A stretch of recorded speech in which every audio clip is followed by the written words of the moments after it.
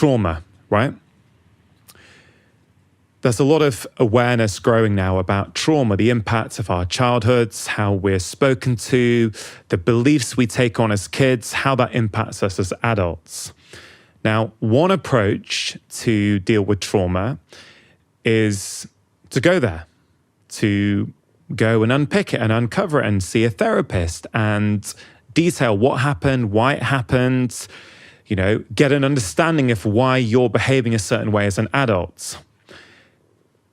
Now, I think for many people, I include myself in this, that can be incredibly powerful and incredibly important. But I also see, when I think of your work, I wouldn't say it's mutually exclusive necessarily, from the outside at least, but is there a danger that we can spend too long in our trauma, processing our trauma, trying to think about it? Because effectively, a key message from your work is don't get stuck in those emotions of the past. Don't let your past define you. Think about that vision of the future. Start to feel what you want to feel in the future so you can experience it right now. But can someone go back, revisit their trauma, try and process it? Mm-hmm. And is that approach consistent with yours? Or would you say it's a better approach, or a different approach is to not spend time there, just create the new reality? Yeah, I think I'm down the middle on this, okay? I think there are many modalities that work for trauma. What I've discovered is that insight never really changes behavior. You can see that your father was overbearing or was an alcoholic, or you could see all these different things, like you could come up with the insight of all these different things.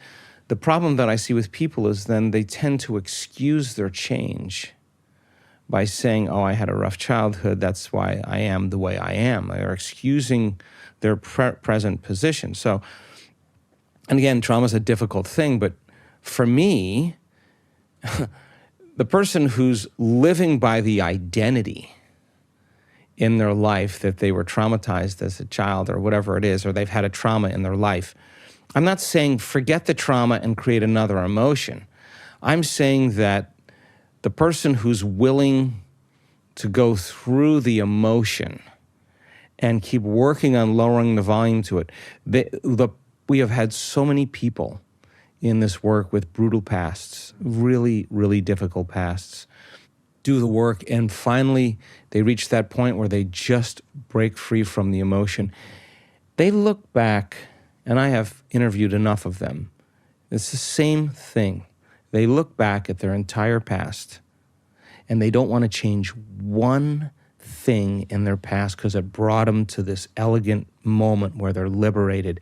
They see their betrayers, they see their abusers, they have nothing but love for them. Now, the side effect of that, and many times they'll say, it was like my heart blew wide open. They had to pass through the valley of the shadow of darkness to get there. And they just thought, I don't know if I can go any further. And they went one more time. And the body literally was liberated from the past, right? Because the trauma is not just in the brain. The trauma is stored emotionally in the body. So you want to take the body out of the past, out of the known. What do you think the body's going to say if it's been conditioned to be the mind? The unknown is a scary place. You step out into the unknown, you're going to be unprepared for that trauma. You don't know how it's going to happen. And so the person keeps clinging to the known. But when the person finally overcomes the emotion, the body literally is freed from the chains of the past. The side effect of that is seeing the past from a greater level of consciousness.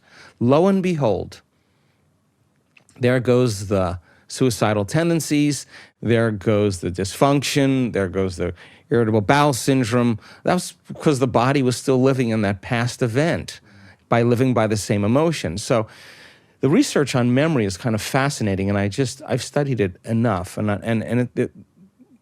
The way we recount the past is not the way it happened, even if you absolutely think you remember it being that way. So we don't have the same brain as we did when we were 8 years old or 12 years old or 20 years old. We have a different brain. We have a completely different brain.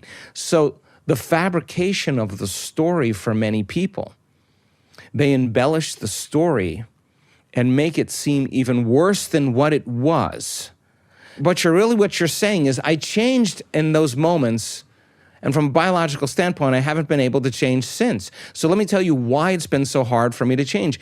And the story becomes dramatized or embellished. A person works them up, fire themselves into this emotional froth, and then fires and wires the same circuits in the brain, and they're actually reaffirming their limitation. Now, there's nothing wrong with that. I think we're just taking too long, right? So 50% of that story isn't even the truth. It means, in a sense, we're reliving a miserable life that we never even had. And we don't want, but the unknown, people would rather cling to their suffering. This is not a judgment. We all do this. We'd rather stay in the known than take a chance in the unknown, because those emotions of survival are saying what? Run from the unknown. The unknown is a scary place. So now the unknown, you got to come up against that moment where you're going to actually leave that behind and step into the unknown. This is not a intellectual process. This is David and Goliath. There's a battle going on where the body keeps wanting to go back to its familiar state because it's subconsciously been conditioned to be the mind, stay in the known. So then, if the person keeps revisiting the trauma from the past, I'm not certain enough that when they revisit the trauma from the past, unless they learn how to desensitize their emotional response to it, that it's going to work for them. What I learned is that if the person overcomes the emotion, the memory without the emotional charge is called wisdom.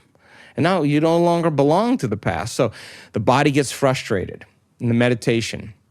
Instead of taking your blindfolds off or turning the lights on and say, listen to the voice, I can't meditate, this is too much. The sincere person says, what's on the other side of I can't? What's on the other side of this emotion? Let me see if I can settle my body back down out of that emotion and recondition it to a new mind. And the act of doing that in the beginning is very tedious. And all of a sudden, the person starts getting better at it. And they're telling their body it's no longer the mind, that they're the mind.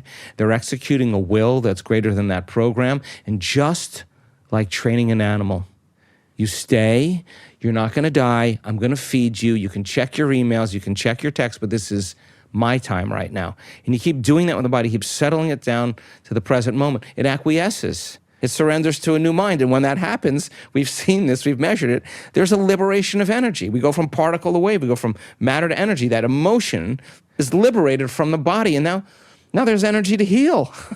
There's energy to create a new life. It's available energy. It's free energy. Yeah. So the person goes, wow, I see it from a different level of consciousness. I have nothing but love. Or, my goodness, I'm no longer that person. And they're now free from the past. Now, the side effect of that is that there's a biological upgrade. There's a neurological upgrade. There's a chemical upgrade. There's a genetic modification that's taking place. Why? You think the same way, you make the same choices, you do the same things, you create the same experiences, you feel the same emotions.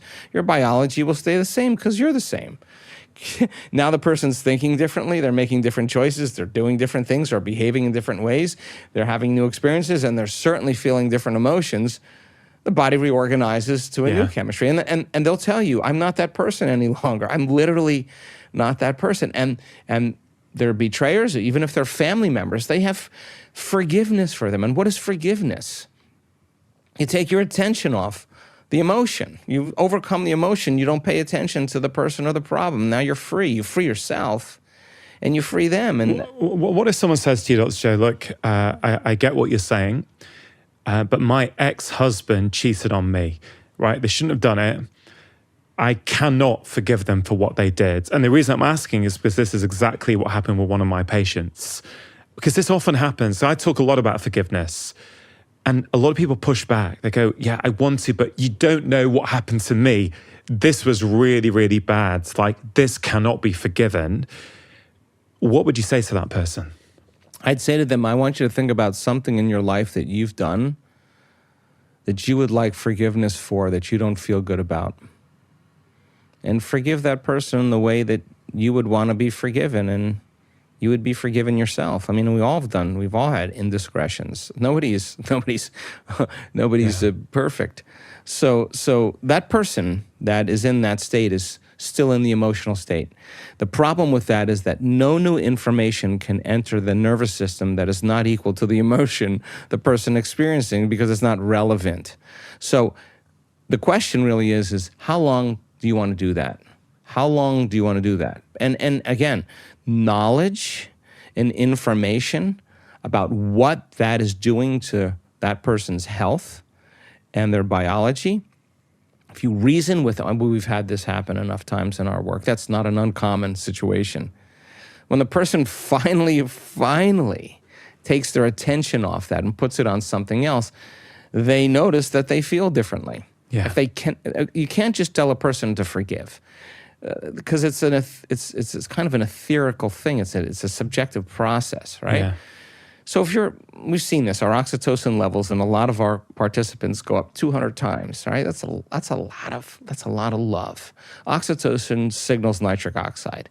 Nitric oxide signals another chemical that literally causes the arteries in your heart and lungs to actually expand. There's more energy, there's more blood going into your heart. Okay. Sorry to interrupt. If you're enjoying this video and want to learn more, you can download my free special guide containing 6 simple breathing practices that will help you calm your mind, lower stress, and improve your energy. To get hold of this guide, all you have to do is click on the link in the description box below. So when that person takes their attention off their ex, takes their attention off their past, and starts looking at themselves, denaturing that identity that's built on the past. See, that person had a reaction to that circumstance, and that reaction produces a refractory period of chemicals and emotions, right? And if you don't know how to control that refractory period, and it lasts for hours or days, it's called a mood. You keep that same refractory period going on for weeks or months, now it's a temperament, one long emotional reaction. You keep that refractory period going on for years on end, that's a personality trait. And most people's personalities are defined by, I am this way because my husband cheated on me. What you're really saying is, you haven't changed in 10 years, and you're giving your vital life force to that person. Who is worth 10 years of your life? Yeah. Who's worth it? So then, the stronger the emotion we feel, the more we pay attention to the cause. Where you place your attention is where you place your energy. That person's giving their vital life force to heal, their life force to change to that person or that circumstance. Lower the volume to that emotion. Yeah. You take your attention off that person or problem. It's not the person or the problem. They're using unconsciously that person or that circumstance to reaffirm their addiction to that emotion.